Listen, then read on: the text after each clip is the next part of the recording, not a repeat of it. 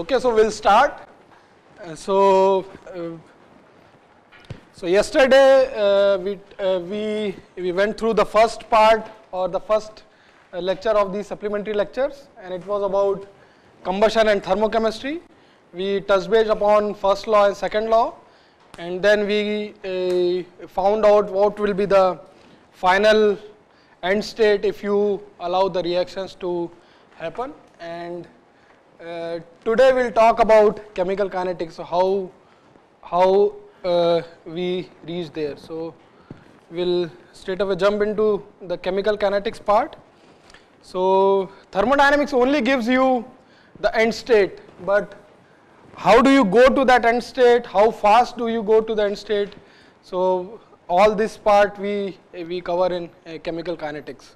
So in chemical kinetics, we want to know how does the mixture get from its initial state to final state, and then how fast does this thing happen. So I want to know how fast the chemistry occurs, and we know that the chemical kinetics will prevent things to happen at once. So it will not allow thermodynamic equilibrium to be reached at once, and there will be some time duration which is involved in it. So again, to give you an example, if you mix hydrogen and oxygen at room temperature, we know that it doesn't react, and it doesn't react because you have chemical kinetics. So how it will react and how fast it will react, it will be governed by chemical kinetics. But if you just do thermodynamic calculations, it will give you what temperature it will reach, and then what will be a product composition, and it will give you all the solution. But whether it will react or not and how it will react, those answers we can get from chemical kinetics. So till now in thermodynamics we have been always talking about global reactions. So yesterday also, or we can write a global stoichiometric reaction and then find out what is the oxidizer fuel ratio is required, and then we'll say that my product will be formed, and then there can be some other products also. But in reality, whatever we write as global reaction, it does not take place as it is written. So for example, if you want to, if you have written a global reaction, it only describes an overall process. It gives you stoichiometric relations that we found out by doing atom balance or mass balance, and it can give you what sort of products you have, what is the product composition, but actually it does not show you how the reaction takes place. It just gives you the overall process. And if you see that here we have written that two hydrogen molecules, it is actually coming together with an oxygen molecule, and then in this global reaction we have written that I will form two water molecules. So first thing we can notice that we have three molecules involved here, and then it is highly unlikely or it is almost impossible for all these three molecules to come and hit together and then form the product. And we can see how many bonds are also broken. So I mean, you need to break 3 bonds and then form 4 bonds. So in this one collision event, it is almost impossible that you will get this final product. So the point is, your global reaction does not occur as it is written. So it is just a stoichiometric relation, it is just an overall process. So to apply any predictive theory, we need to know what are the microscopic steps, and for that we call those reactions as elementary reactions. So elementary reactions describes microscopic steps and how a reaction takes place at molecular level. So to apply theory, we need to consider these molecules and then consider collision of these molecules, and then breaking of some bonds and then forming of some bonds. So for example, this seems like an elementary reaction. Here you have hydrogen molecule, you have oxygen atom. If they come close together, then this hydrogen, so this distance between this hydrogen atom can increase and it can go closer to oxygen atom. it can break this bond, it can form one bond, and at microscopic level you can say that this reaction is more likely to take place. So there are only one molecule and one atom which is involved, so I mean they can collide together and then form the product. So this describes the microscopic step, and then to apply any predictive theory we can work with these microscopic steps and then try to build a reaction model. So again we are seeing some hydrogen atoms and oxygen atoms here, and I will like to define what radicals are. So these radicals are molecular fragments or atoms with one or more unpaired electrons. So these are highly reactive species, and as we go along we will see that these radicals play an important role in combustion chemistry, and these radicals are in fact responsible for fast chemistry and actually in fact responsible for all these flames to be self-sustaining. So many different examples, you have hydrogen atom, hydroxyl, methyl radical, oxygen atom, methylene radical. So they have one or more unpaired electrons, so they are highly reactive, they want to form bonds. A few more definitions.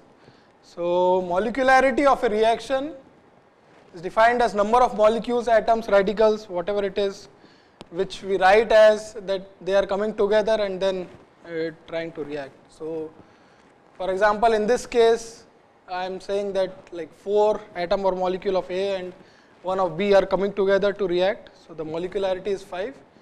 But for elementary reaction our molecularity is always less than or equal to 3. So which means that either one molecule is reacting, either 2 molecules are reacting, which we call as bimolecular reaction, and the third or the highest level of molecularity which can be present is 3, and so this we call as unimolecular reaction.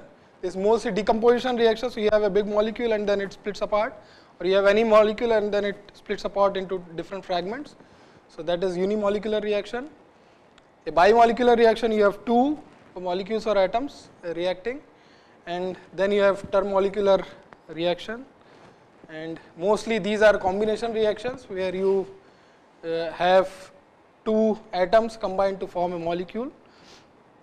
And point to note here is again we have 3 atoms or molecules or radicals on left hand side, and it is highly unlikely that all these 3 will come together at the same instant and then react.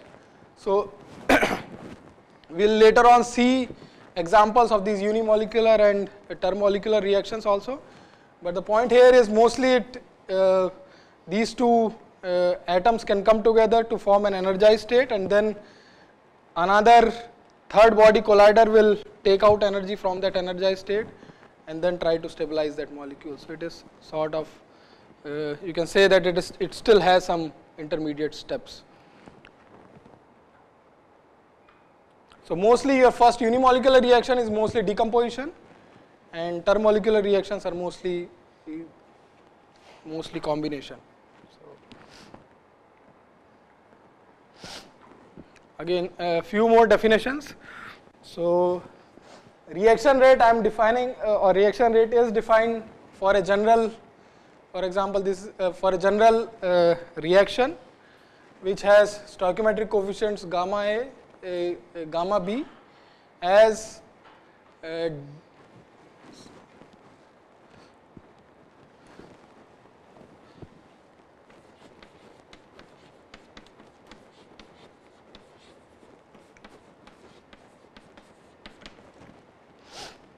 so you can see that from stoichiometric itself your change in number of moles of A, B and Z are related with respect to these stoichiometric relations. So so these things are equal. So these things what we call as a reaction rate. So you can see that you have stoichiometric coefficient which is on the left hand side. So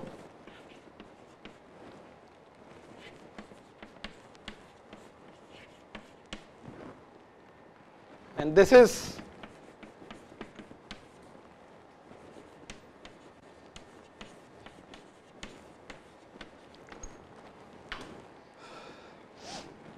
So you should see that your reaction rate is actually 1 by stoichiometric coefficient into dz by dt, and this you can write in terms of a rate coefficient and in terms of concentrations of A and B, and then you have powers for these concentrations. So if you sum up the powers, that will give you the reaction order. But point to note is, if you have an elementary reaction, and after some time also we will see that if you have an elementary reaction, then these powers are just the stoichiometric coefficient. So for an elementary reaction, your N is gamma A and M is gamma B. So if you are writing a reaction rate, then it is Kt, which is rate coefficient, concentration of A gamma A, then concentration of B to the power gamma B. So that holds for an elementary reaction.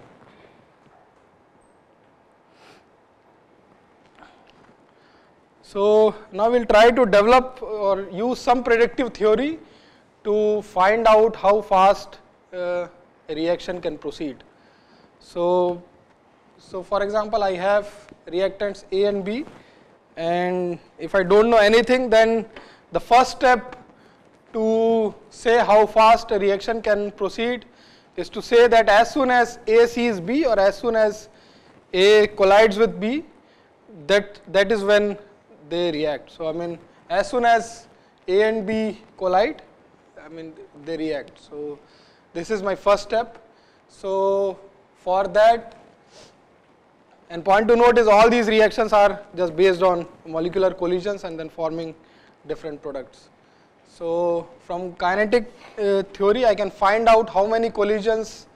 So if I have some concentration of A, so this is number concentration, so number per unit per meter cube. So if I have some number concentration of A, some number concentration of B, and then this gives me size of A and B, or the diameter of A and B, and this gives me some idea about the relative velocity, then I can find out what will be the number of collisions of A and B, and it is in per unit volume and per second. So again, you can see that this number of collisions will increase if you have more concentration, if you are moving faster, if your molecules are moving faster, or if you have larger size. So again, my first step is, I will say that just as soon as they collide, they react, and then I can find out number of collisions per second. And again, these are diameters, and then these are mean velocity. So we can see,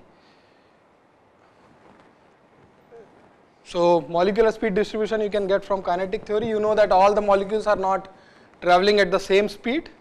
All the molecules, so there is a distribution, there's Maxwell's distribution, and you can find out the mean speed, and it depends on both temperature as well as molecular weight. So for lighter molecules are traveling faster, at higher temperature you are traveling, these molecules are traveling faster. So I can now, so here I can use these expressions and then try to build my reaction rate model. So again, for this sigma I can use Lennard-Jones potential. So Lennard-Jones potential is an intermolecular potential. So it is potential between molecules. So it is not an interatomic potential, it is intermolecular potential, and this distance is tabulated, and that's what I can use for the size of the molecules.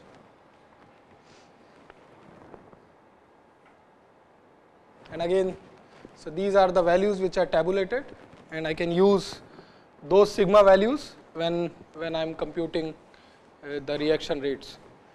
So again, I can find the reaction rate. So again, you can see that all the stoichiometric coefficients are 1.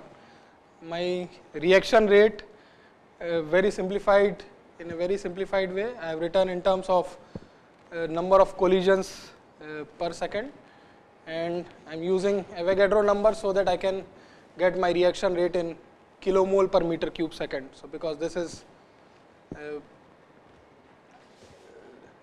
in per meter cube. So, and again I can change these these number concentration into molar concentration. So again I can get concentrations, molar concentrations on instead of the number concentration, and then all other terms I can combine and then call it as some sort of coefficient or coefficient for collision, and you can see that it is only a function of temperature. So till now we are only at the first step, and we said that as soon as the molecules collide they react, but we have not still considered some other factors.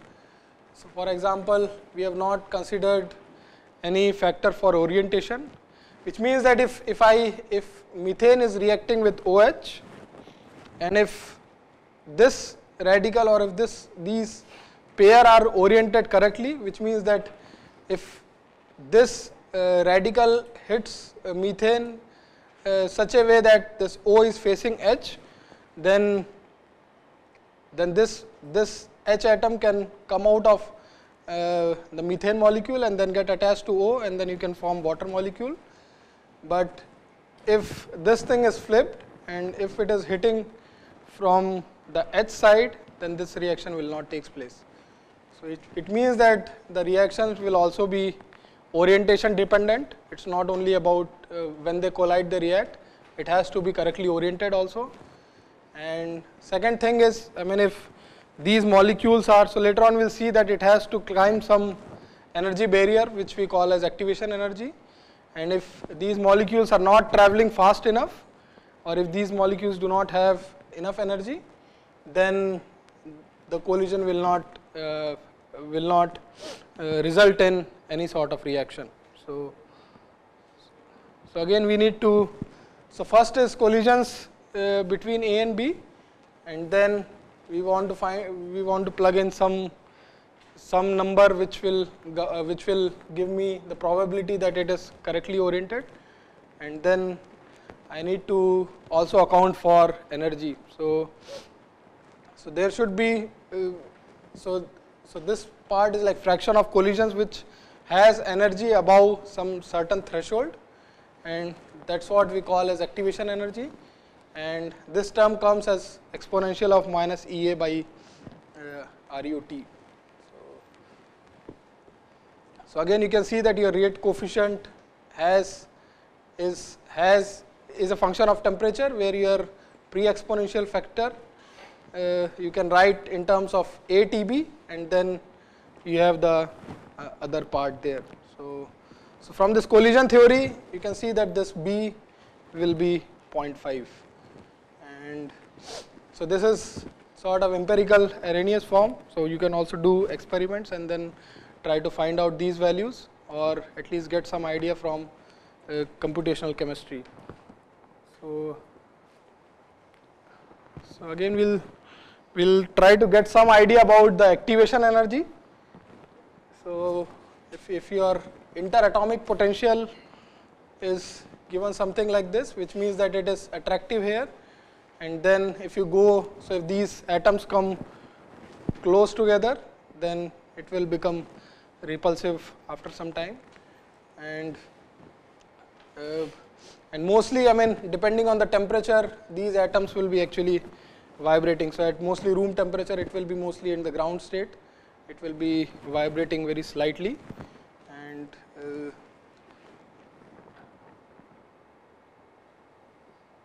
and this sort of gives you the bond energy.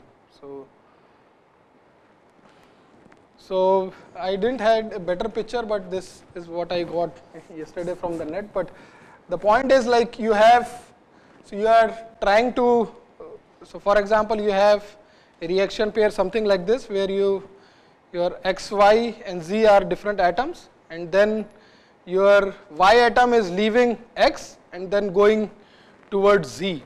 So for example in this case possibly your O atom will leave O2 and then go towards H. So in this case you have two different interatomic potentials. So one pair will be for XY, and then another pair will be for YZ. So you have two different interatomic potentials, and and initially your x and y is sitting here, and if y goes with z, then it will be sitting here. But if your x has to leave, if y has to leave x and then go towards z, there is a path which it has to trace. It cannot go very close to the nucleus, it cannot go very far. There is a path, there is a sort of a saddle in this potential surface, and this potential surface is, you can see that if it is very far away, then this is just your interatomic potential for xy, and then this is just interatomic potential for yz. If you go very close together, it will just rise up very steeply, and here also you have a higher value, but somewhere in between it will have a value which is lower than these two extremes. And this kind of plots which you would have seen very often. This is your potential energy curve, where your xy plus z is the reactant, and then as it transitions from this surface, you form an activated complex. So your atomic distances have changed. So your y distance has changed, and then it is going towards x, and this is your activated complex, which is also called as transition state. And then the distance between x and y will increase, and then you will form yz. So the point is, it will travel this path, but the problem with this path is it has to climb this energy barrier. So in this potential surface, this energy is higher than the reactant energy. So this reaction has to climb this energy barrier, and then this energy barrier we call as activation energy, and that's what we used for our in our simplified collision model. And second thing is like the fraction of molecules or atoms which have higher energy. You can see that in this Maxwell's speed distribution, you can always see a tail, or you can always see on the right hand side that few molecules or few atoms do have very high velocity, which means that they have higher kinetic energy. So it means that, well, if you increase the temperature, then the fraction of molecules having higher energy will increase. So I did not do it very thoroughly, but you can show that your fraction of collisions which has energy higher than EA can be represented in this fraction, in this expression.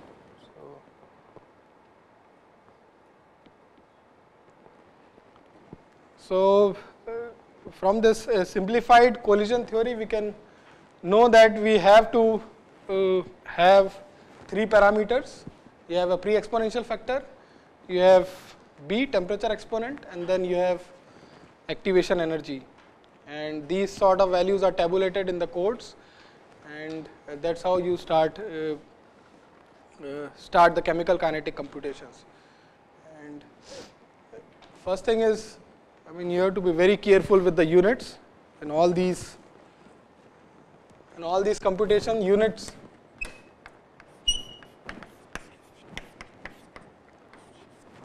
Always you have to see what units are there for your pre-exponential factor, what units you are using for your molar concentration. And later on also we will see what kind of activation energies you should expect for different combination. But if you are just dissociating H2, then you can see from interatomic potential that if you want to dissociate H2, then you need to supply at least this much amount of energy so that these H atoms can fly out. So that sort of forms your activation energy for dissociation reactions. So mostly for your dissociation reaction, your activation energy is bond energy, and mostly it is in this range for most of the cases. So for example, for H2 dissociation, your activation energy is, and you can see that this number is pretty high. So if you So if you divide it by RU, then it will be around say 40,000, and then if your temperature is 2000, then it is still 20 times that number. So exponential of that will give you very small. So mostly this dissociation reactions are very, very slow. And bimolecular reactions, so if your molecule is hitting a molecule, you can expect activation energy in certain range.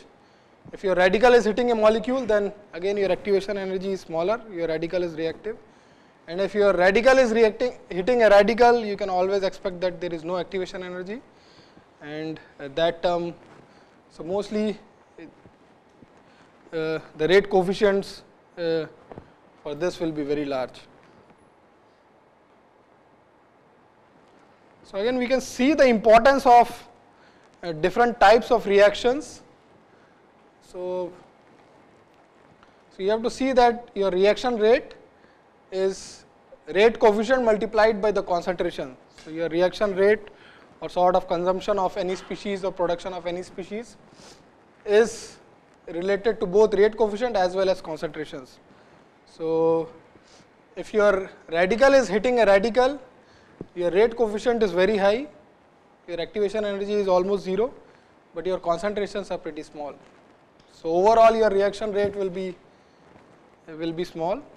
And again, if your molecule is hitting a molecule, or if you are doing dissociation, then even though the reactants will be very large, your rate coefficient is very small, your reaction rate is again small.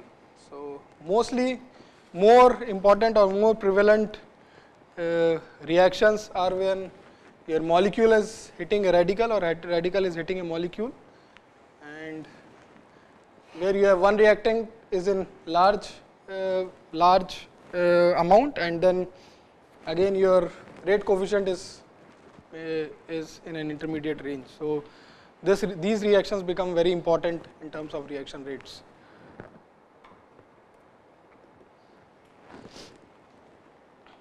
So if you have a reaction mechanism, if you have n number of reaction, and then you want to find out what is the net production rate of any species, which means that what is, so this number you can directly plug into your code, and then you can process it further, but this is your net production rate of O2, and then if you have this 3 reactions, then so this net production rate of O2 is dO2 by dt, and for your net production rate you have to subtract consumption from the production. So you can see that from your first reaction, in forward direction your O2 is getting consumed.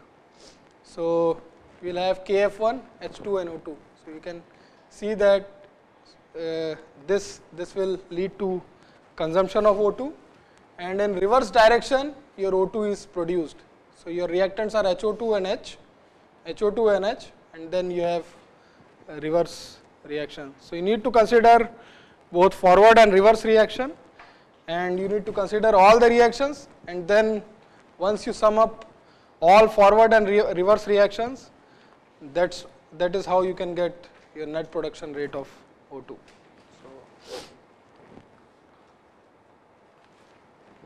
So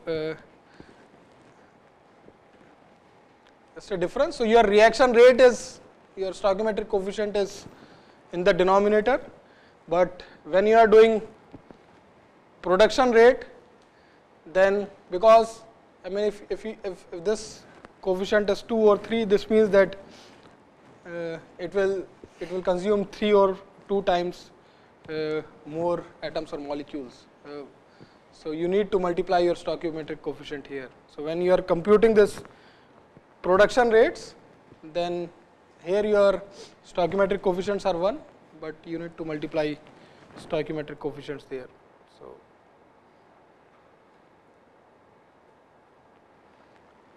So there is an example of, I will not go through the full example, but you can see how, so if you are given some inputs, for example, if you are given the rate coefficient, and then you are given all the values for activation energy, temperature coefficient, pre-exponential factor, and what kind of units you have, first thing to note is always you have to be very careful about the units, whether it is gram per meter cube, gram per centimeter cube, and so you convert everything into one consistent form and then proceed. Again, when you are calculating concentrations, again you should see that your RU is in terms of joule per kilomole Kelvin. So it cannot be kilojoule per kilomole Kelvin, because here it is in pascals. So you have to be very careful with the units, and then you carefully plug in all the numbers, take care of all the units, you can get reaction rate or production rate of any species. So again we are saying that my reaction can go in forward direction and the reaction can go in backward direction, which means that I can find out net production rate of A from this reaction. So again I can consider the forward direction, and you can see that I have used the stoichiometric coefficients here, and so in forward direction A is getting consumed, reverse direction A is getting produced, and once I reach equilibrium, then the production in forward direction and consumption, so production and consumption, they should balance each other, and your net production rate of A should be 0. So at equilibrium your net production rate of that species should be 0. So I can just equate this to 0, and then I can get a relation between species concentrations and my forward and reverse reaction rates. Yeah. Yeah. Yeah, so you can see that your Kp is coming here. So once you reach equilibrium, then your forward and reverse reaction rate, I mean you can see that your this is equilibrium constants based on molar concentrations. So you have just rearranged this equation. So these are molar concentrations, and these are in terms of molar concentration. So your forward and reverse rate is equilibrium concentration based on equilibrium constant based on concentration. So that is Kc. Again you can see that, I mean your rate coefficients are also only a function of temperature. Of course your Kc is also only a function of temperature. And if you like to work in terms of Kp, which is based on partial pressures, then you can find a relation between Kc and Kp. So this partial pressures you can write in terms of molar concentrations, and then you can find a relation between Kp and Kc, and then you can find relation between Kp and forward and reverse rate coefficients. So you can see that anyway, I mean if these coefficients, the sum of these coefficients is not 0, then Kp is equal to Kf by Kr, and then there is some other term which is involved there. So your Kp, which you can fairly accurately calculate from thermodynamic calculations. So Kp is delta G naught by RUT, and this G naught, all these values are very carefully tabulated. So the point here is, if you, so you know one parameter which you can accurately or closely obtain, and out of either forward or reverse rate coefficient, whatever is easier or whatever is more accurate to obtain, you calculate either of these two, and then you can specify the reverse rate coefficient accordingly. So you don't need to obtain both. You just have to either get forward rate coefficient or reverse rate coefficient. And so you can see that, so this is GRI 3.0 mechanism, mostly for natural gas combustion, and here all the reactions are written as reversible, and your rate coefficient or the parameters for rate coefficient are given for forward reaction, and the reverse reactions, the reverse rate coefficient will be calculated based on the thermodynamic database whatever you have, and whatever Gibbs free energy or standard state Gibbs function change you have, you can calculate the reverse rate coefficients from that. And this also ensures that if you allow it for sufficient time, then you will get equilibrium composition in the end. So if you specify forward and reverse rate coefficient arbitrarily, then you will not reach equilibrium composition. So mostly in these codes, they specify minimum amount of information, and then rest you can get from your thermodynamic database. So sort of I'll take say 10-minute break, and the next part is slightly longer. So if you have any questions, expression for H2 star. So it will be some combination of concentrations and rate coefficients. And then I can use my last equation, that is unimolecular or truly unimolecular reaction, and I can write my reaction rate as, so you can see that my stoichiometric coefficient is here, and it is K uni into concentration of H2 star. And then previously I have already found out the concentration of H2 star. So using expression for H2 star, which I obtained using the steady state approximation, I can write an expression for a reaction rate expression.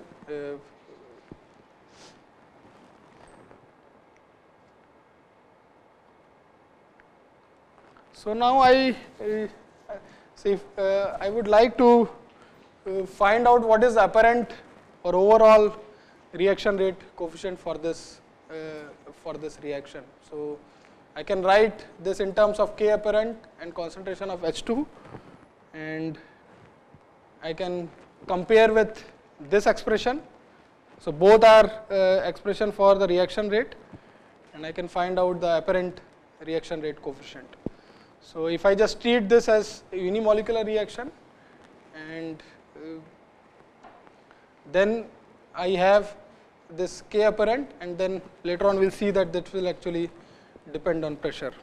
So this K apparent, it has this concentration terms of M, and this M is actually concentration of the mixture, which will be P by RUT. So if your pressure is very high, which means that your M is very high, if your M is very high, then this M and M will get cancelled out, this 1 will not be significant, and then your rate coefficient, which we call as K infinity, will be K uni into Ke divided by Kde. And if your pressure is very low, then your 1 will dominate this term, and you will have K apparent as K naught. So you have two limits. So in first case, you have very high pressure. So your pressure is very high. Your K apparent is this, and in your second case, when your pressure is very low, your K naught is this, and then both the reaction will have will appear to have different order. So if you have very high pressure, then your reaction rate is K infinity H2, and your reaction order is 1.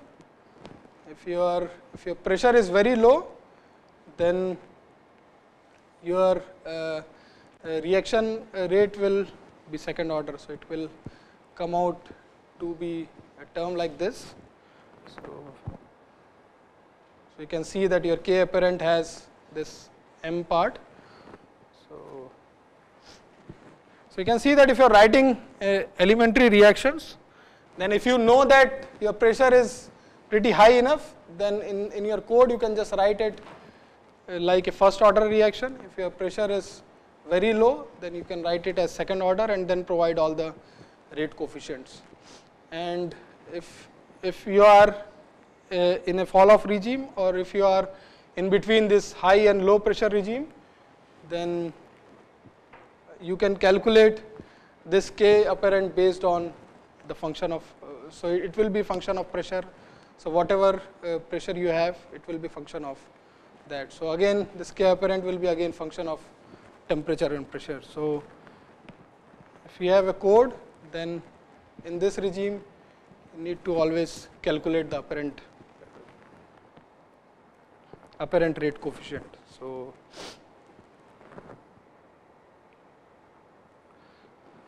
again, we will see this hydrogen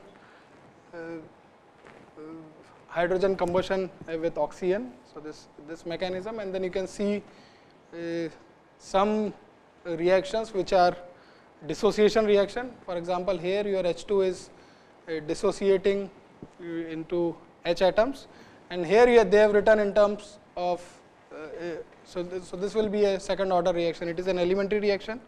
It will be a second order reaction, which means that, I mean, if you are pretty sure that it is at low pressure, then you can just directly write it like this.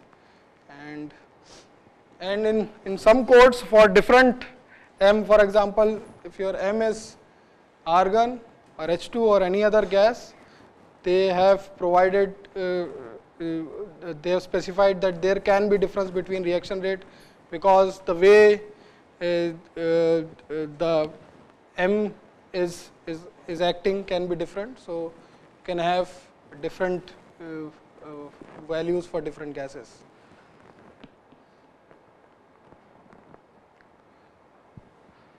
So again, your combination is sort of opposite of your dissociation, and again your overall reaction is something like this, but we may need another third body to extract the energy. So for example, if you have H and H atom, it is at high energy level. Again, if they are traveling at some speed, so again they will be at higher energy level. If they collide, it will come up and then again just go out. So if you want to combine this H and H atom, you only with these collisions, it will just come together and then fly apart, come together and fly apart. So for them to stabilize in this potential well, you have to somehow extract energy from H2, and that is done by this third body collider, or that is done by your bath gas. So your bath gas can extract energy from this high energy molecule, and then it can stabilize into your into the potential well. So again, you can have similar sort of reaction mechanism. You can develop similar sort of reaction mechanism where you can have reversible reaction for the first one, and then energy extraction reaction for the second one. So again, you can use steady state approximation for H2 star, and similarly you can have pressure dependent K apparent. But here, I mean, you will have at low pressure you will have third order reaction. So at low pressure you will have effect of M. So at low pressure you will have third order reaction. At high pressure you will have second order reaction. So here it is all specified for low pressures. So here if you are writing an elementary code, then directly you will have third order reaction, because your reaction rate directly you need to compute based on concentrations of all the reactants. So just multiply concentration of all the reactants, and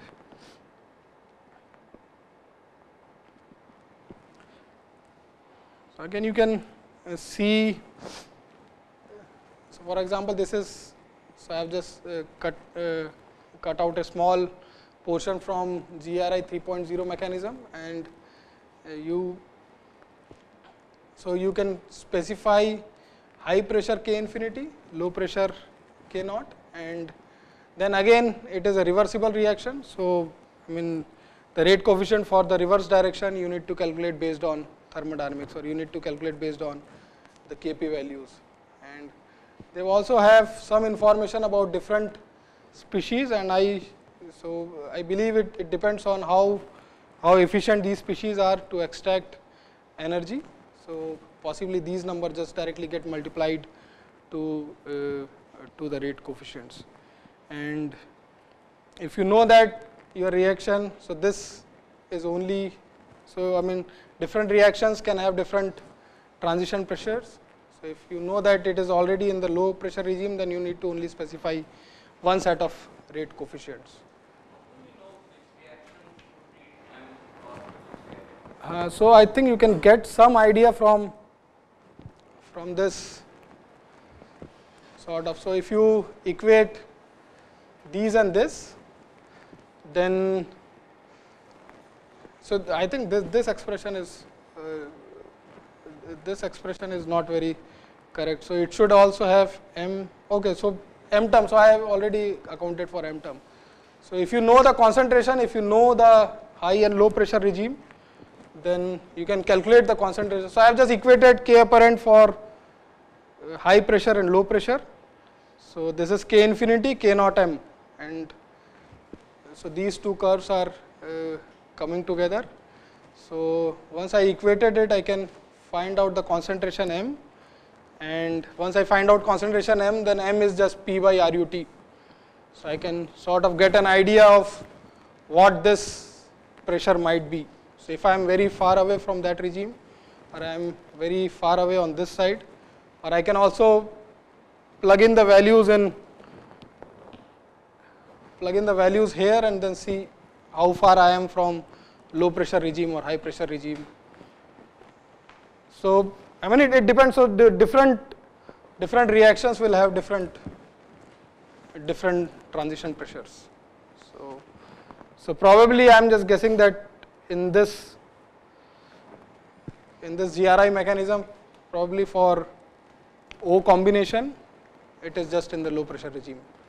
See, there are certain reaction mechanisms, the way they specify, it's not just the coefficient B, they also have a coefficient for pressure dependence. And even then they have a. So in that case, it will be probably dependent on is it a low pressure sort of scenario or a high. So in the fall off regime, you are saying that there are different models?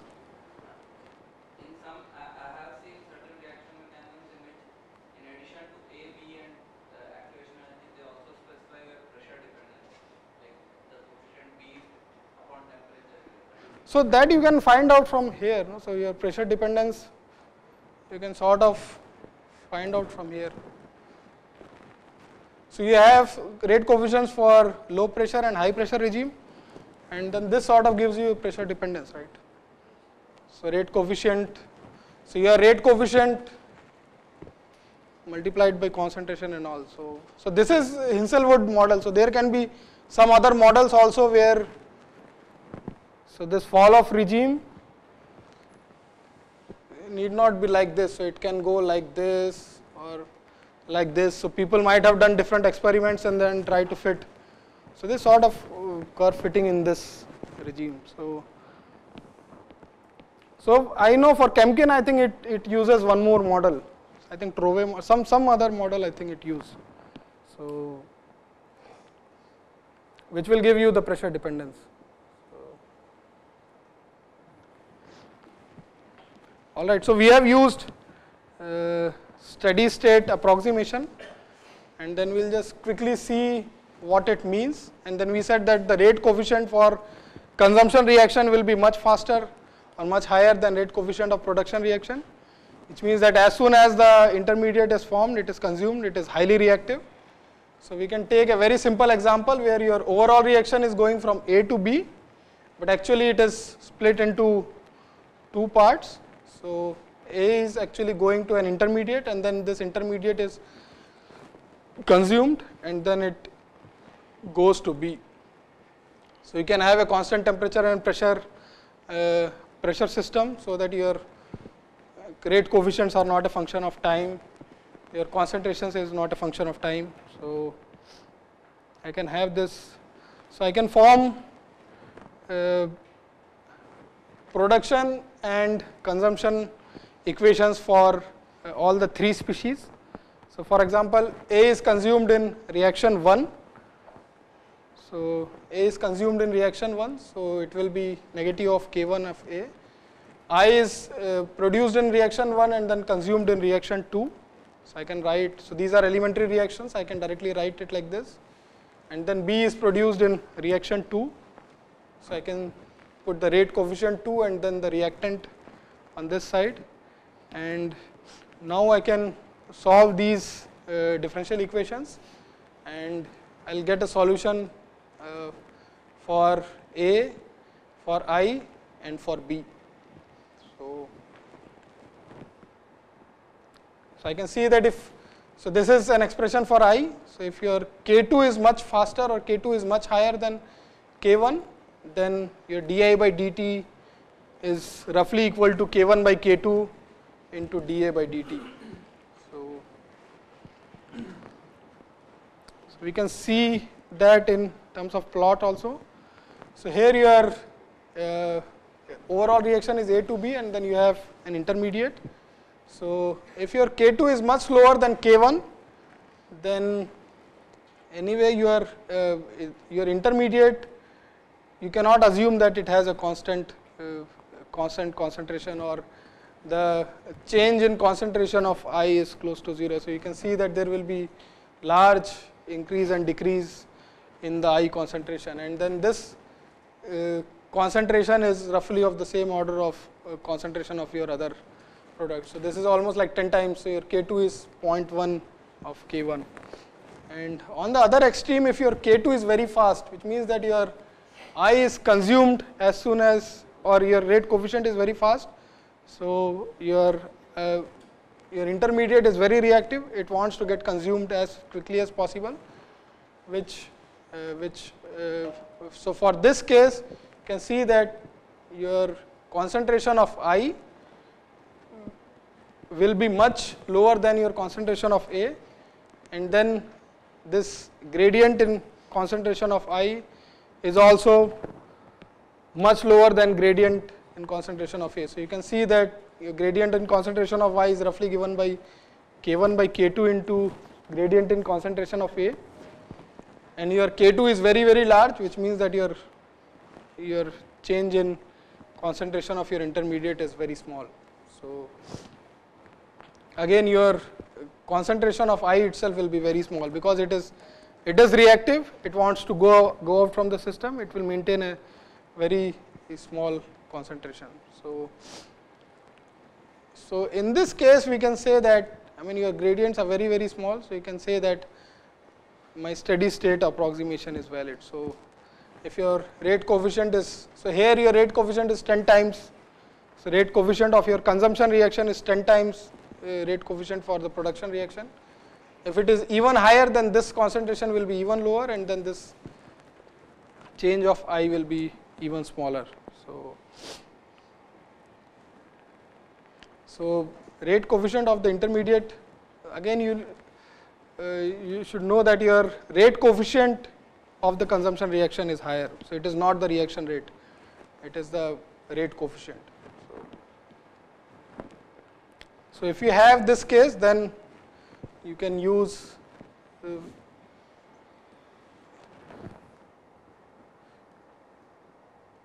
the steady state approximation.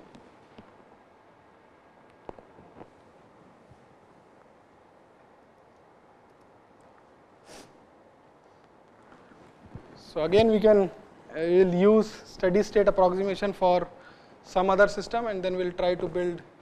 So till now we have been working with elementary reactions, and with this elementary reaction also we can build some global reaction mechanism, and it is very famous Zeldovich mechanism for NO formation. So again this is a global reaction, I can write it in terms of 1 by 2 dNO by dt, but I don't know what will be my rate coefficient and then what will be m and n. So if it was an elementary reaction, I could have directly put 1 and 1 there, but because it is a global reaction, I need to find that out. So for a global reaction, m and n are not necessarily the stoichiometric coefficients. So I will use 3 important reactions which which are part of the Zeldovich mechanism. And in first reaction your N2, so your O atom hits N2 and then forms NO, and then one N atom comes out. This N atom hits O2, again one molecule of NO is formed, and then O atom comes out. And again to form this O atoms, you can you can have dissociation of O2 to form this O atoms. So you can see that again this formed O atom can keep on hitting N and O and then keep on forming NO. So in first reaction you can see that your N atom is formed, in second reaction your N atom is getting consumed. So I can find out the rate coefficients. So at some temperature, say 2000 Kelvin, I can find out the rate coefficients, and I can see that the rate coefficient of this reaction, so you can see the power, it is 10 to the power 9, this is 10 to the power 2. My K2 is much larger than K1, which means that rate coefficient for consumption reaction is much larger than rate coefficient of production reaction. So which means that I can apply my steady state approximation for N. And for these reactions I have neglected the reverse rate, which means that I am only working in the very initial part of NO formation. So it is nowhere near equilibrium, in a very initial part of the reaction. So in very initial part your NO concentrations will be very low, your reaction rate will be very low in reverse reaction. So reverse reactions for 1 and 2 are neglected because we are only interested in initial formation rate of NO.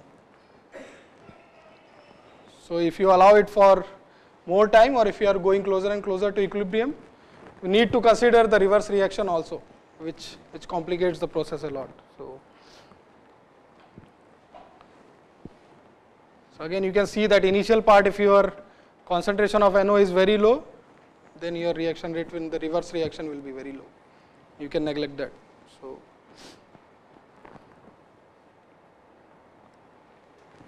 again at equilibrium, net production rate of NO is 0. Production rate in forward and reverse directions are balanced.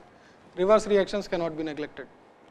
So only in the initial part we have neglected the reverse reaction, and it is found that your NO formation reaction is much slower than your dissociation reaction of O2, combination dissociation reaction of O2. So I can assume O to have assumed equilibrium.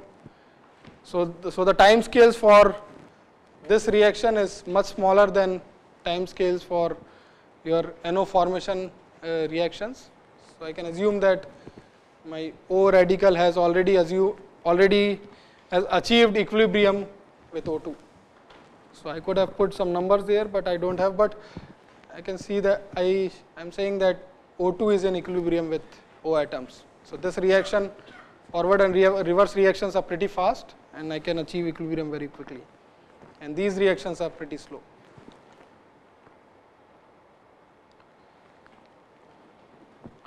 So again I can use the net production rate of NO. So in first reaction, actually in both the reactions your NO is formed and these are the reactants. Again here I don't know N, concentration of N. I will use steady state approximation for N. I will put dN by dt is equal to 0.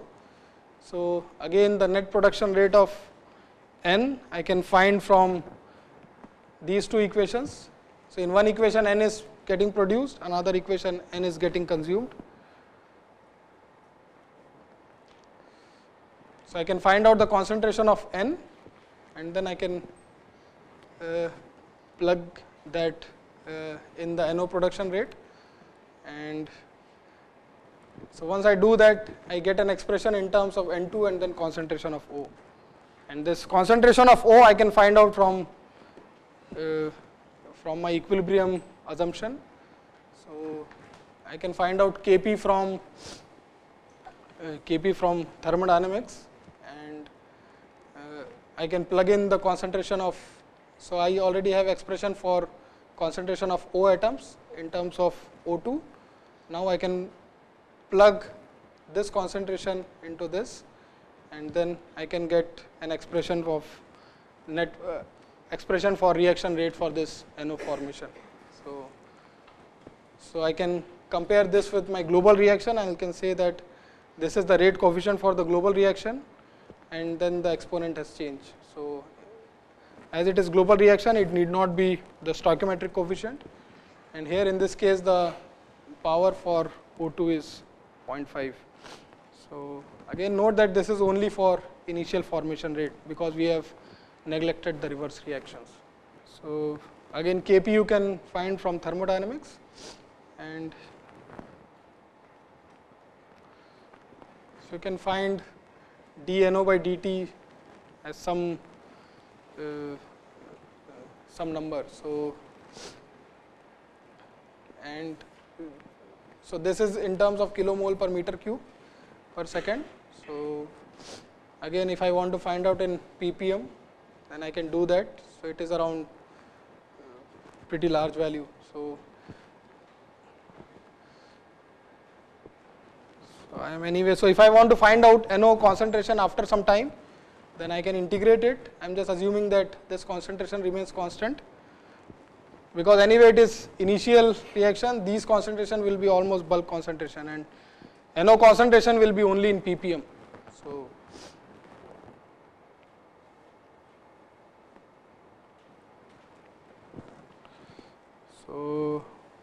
after 0.25 milliseconds, I can just multiply the NO formation rate into the time, and I can get the concentration of NO after 0.25 milliseconds. So you mix N2 and O2 at certain temperature and pressure. So in this case it was 2000 Kelvin and I think 1 atmosphere.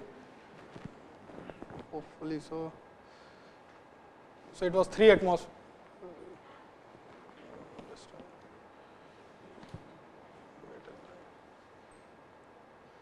Yeah, pressure is 3 atmosphere.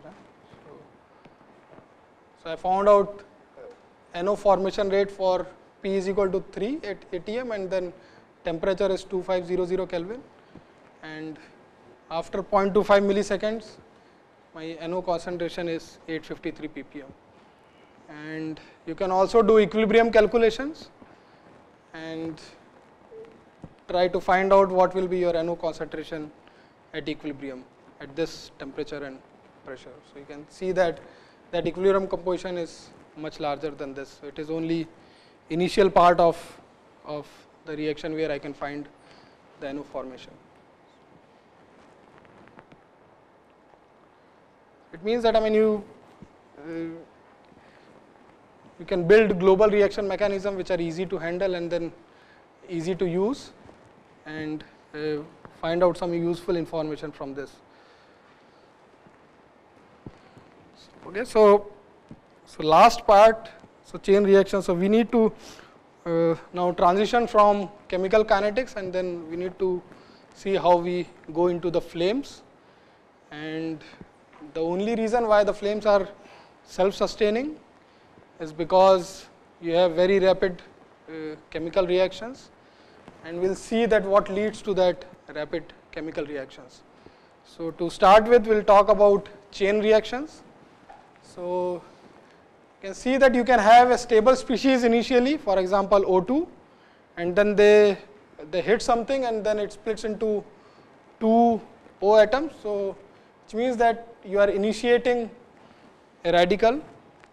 So from a stable species you form a radical, and that is your chain initiation reaction. So your H2 plus M, you can get your forming radical. So that is your chain initiation reaction. And then this radical, once you form a radical, you know that one of the important reactions is radical plus molecule. So it will start consuming the reactants and then splitting out the products. So for example, if you have formed OH radical, then it can consume H2 and then start to spit out H2O.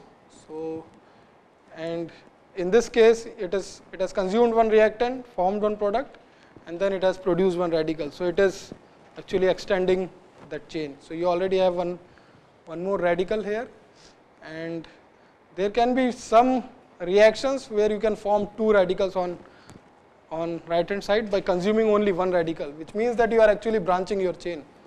So you have started your chain, and then if you start branching, then you will have first radical and second radical, and then this second radical will start its own chain.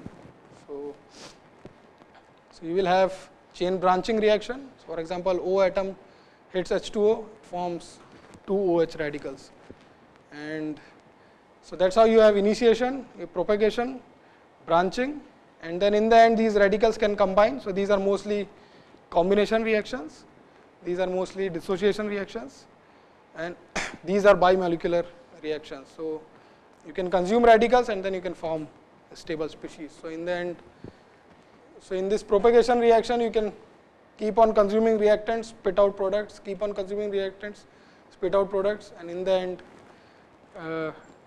termination of these chains, you will get stable species. So now we will talk a little bit about explosion, and then this explosion is not what we really think of it is. So this explosion I am defining as very rapid reaction, and it is also based on positive feedback. So I will talk about what does this mean. So you can have two different types of explosions, or it can be combination of these two. One is thermal explosion and one is chain branching explosion. So I will talk about these two, and then you can have combination of these two also. So for example, in a thermal explosion, you have, so your reactions are exothermic. So because your reactions are exothermic, it will increase the temperature, and this temperature rise will again increase the reaction rate. Then again more and more products are formed, again temperatures are increased, and then it will again increase the overall reaction rate. So it means that it is sort of providing a positive feedback so that your reaction can accelerate. So your exothermic reaction leads to temperature rise, again leads to increase in reaction rate, again leads to rapid temperature rise, and then you have very fast reaction. So the criteria is sort of whatever heat is released is greater than rate of heat loss. So it should have some positive thing so that it can just build upon it. And so we will see an example of purely thermal explosion. So in hydrogen bromine reaction mechanism, you don't have any chain branching. So this is your H2 Br2 system.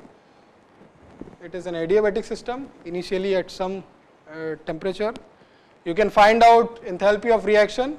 It is negative, which means that it is exothermic. So you can see the reaction. So your bromine can split into two atoms, and then this bromine can hit H2 to form one product, an H atom. This H atom, it can sort of inhibit also, but this H atom can again hit bromine to form a product and then Br atom. And you can also have a termination reaction where your bromine atoms combine to form Br2, and we can see that in a more schematic way. So in this case, initially you have started one radical, which is your bromine atom, and then in this cycle your bromine atom is hitting H2, it is forming a product. This H atom is hitting again bromine, it is forming one product, and then in the end you are getting this bromine atom back. So again this bromine atom can go and then just repeat this cycle again. So which means that in one cycle, one radical, one bromine atom is consumed, one bromine atom is produced. So in one cycle you are getting what you started with, and then it is consuming one molecule of H2, one molecule of Br2, and exactly giving you two molecules of HBr. So this one cycle will keep on repeating until your all H2 and Br2 is gone and you form the products. So in this case you see that there are no chain branching. So mostly the way to increase the number of chains, or if you want to increase your reaction rate or rate of consumption of your reactants, is to just increase this initiation reaction. So if you have more and more, if you have if you have higher temperature, then you can produce more and more radical, and then each radical can carry its own chain and then continue with the reaction. So in this case, I mean, once you start forming HBr, you will release some heat. Again, it will form more of these radicals, and then it will increase the consumption rate of your reactants. So in this case, you don't have any chain branching. You just have purely thermal explosion. So more interestingly or more importantly for our hydrocarbon combustion is chain branching explosion. So in this case, even though if you are at some temperature and where these reactions are active, then so in chain branching explosion, your concentration of radicals can increase significantly due to chain branching. So you can have one radical going to 2, and then these 2 will go to 4, and then this 4 will go to 8. So it will be sort of geometrical expansion, and then each radical can start its own chain. So it can be a sort of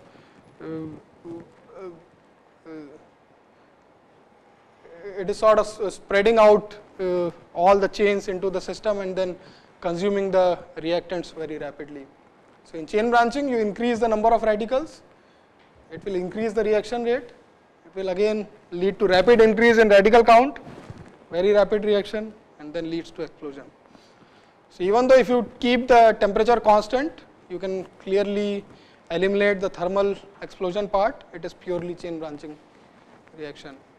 So again, the criteria, for example, for your thermal explosion, your rate of heat loss should be lower than rate of heat release. Here your chain branching should be more than your chain termination. So which means that you should have more radicals coming out after each cycle.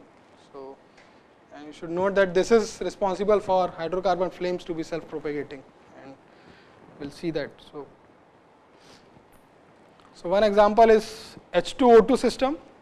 So similar to your HBr system, you can again have an H2O2 system. You can keep your temperature and pressure constant. So you can sort of eliminate your temperature effects, and again your H2 and O2 can form some radicals, then can have some reactions which are branching, some reactions which are propagating, and then combination of these two is sort of branching, because you are forming H2O2 and then this H2O2 again leads to more radicals. And then there are some termination reaction, your radicals can go and hit the walls and then gets consumed there, and it can form some less reactive species. So it's better to see that in a more graphical way. So again your reactants collide with each other, they form some radicals, for example H atom, and then with this H atom itself, this H atom can hit O2, it can form 2 radicals, one O atom can hit H2, it can form one H atom, this OH can hit H2, can form another H atom, and then this OH can again hit O2, can form the third H atom. So you can see that in one cycle, your one radical is getting consumed, 3 radicals are produced. So you can see that your radical count is increased, and then you are consuming 2 molecules of H2, 1 molecule of O2, and producing 2 H2, 2 molecules of H2O. So this means that each of these H atoms can branch out and then start their own chain, and then very rapidly within 2, 3, 4 steps you can almost consume all the products you have. So it can accelerate the reactions very fast. So again, if your branching is not suppressed by termination, the radical concentration will build up geometrically, and that's how you can have very, very rapid reactions. So anyway, this is an isothermal system, so we purely have chain branching explosion. And then again you can see that your initiation reaction, once it has produced one radical, it doesn't have to do anything. So your radicals are already getting produced in this one cycle.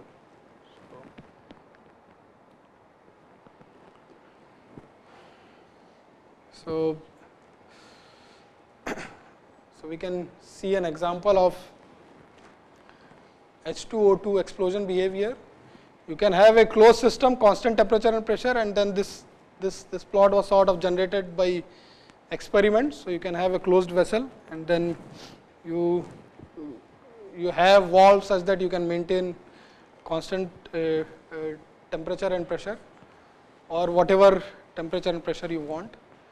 So you can see that. So suppose this is 500 degrees C. So this line sort of separates your no explosion regime and explosion regime. So it is pretty complicated plot. It all depends on the chemical kinetics. So your 1 atmosphere pressure is here. So below this it is all low pressure. Here you have higher pressure. So if your pressure is very, very low, if you start at 500 degrees C and if your pressure is very low, then you don't see any explosion. And then you keep on increasing pressure. After some time you will just see that all the reactants are gone. So this is your first limit, and then this first limit here your wall termination reactions dominate the branching. So here your wall termination, which means that at very low pressure your mean free path is very long. So at very low pressure your H radical will not find other molecules. It will see a very sparse medium, and then it will directly go and hit the wall and then get consumed there. So in very low pressure regime, your termination will dominate branching, and your H radical will be consumed at the wall. And as you increase the pressure, even though temperature is same, you will again see a explosion. And in this regime, again because of increase in pressure, your mean free path will keep on decreasing, and then it will lead to less termination as compared to branching. So in this regime you will have explosion, and then you keep on increasing pressure, again you see some funny stuff. After certain pressure you don't see any explosion, and in this case you can see that this termolecular reaction is actually competing with other reactions, and as you increase pressure, the reaction rate of this reaction will increase, and it will form a relatively stable species. So again you are sort of consuming your H radicals here and then forming an relatively stable species.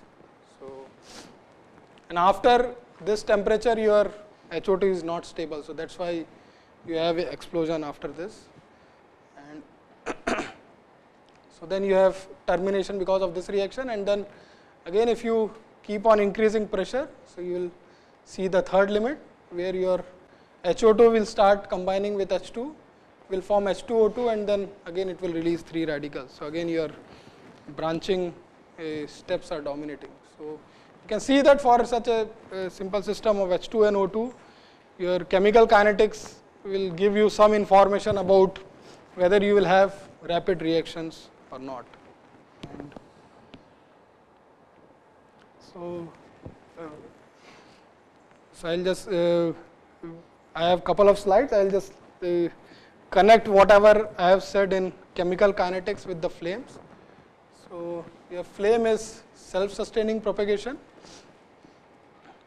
and these things I'll not cover. It is localized combustion, occupies a very small portion, but the point to, so most important point I want to emphasize is it is a self-sustaining propagation, and for the flame to be self-sustaining, it has to have very high reaction rates.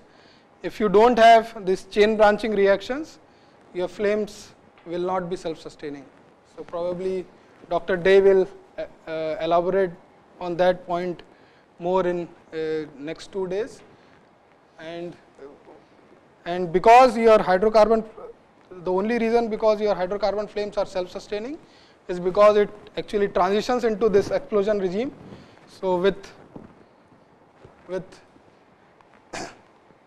increase in temperature, so your the slow chemistry is no explosion, your fast chemistry we are calling it as explosion.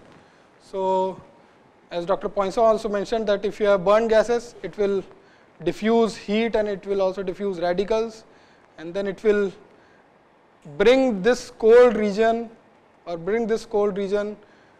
will increase the temperature such that it transitions from slow chemistry to fast chemistry, or transitions from no explosion to an explosion regime, and that's how you get a self-sustaining flame. If you do experiments with pure CO2, pure carbon monoxide with oxygen, there are no chain branching steps, you cannot sustain a flame. You need little bit of moisture, you need little bit of H2O, so that you can introduce some radicals, and then only you can sustain CO. And you can also do some computations with 100% carbon monoxide. Probably some of the students who have done it in their assignments. It will take very, very long time, and it is a very, very slow process. So without your chain branching, your process is very, very slow, and unless it goes to a very fast chemistry regime, it cannot sustain flame. So point I want to make after all this chemical kinetic relation is, in your flames actually there is an explosion, what we have defined as explosion, a very fast chemistry regime, and then after this I think Dr. Day will talk about premixed flames and diffusion flames, but the background is, I mean, these flames, they are self-sustaining because they are diffusing heat and radicals, and then they are bringing this cold material to an explosion regime. So that's all I have for the chemical kinetics part. I think I'm almost on time, so if you have any questions, then please let me know.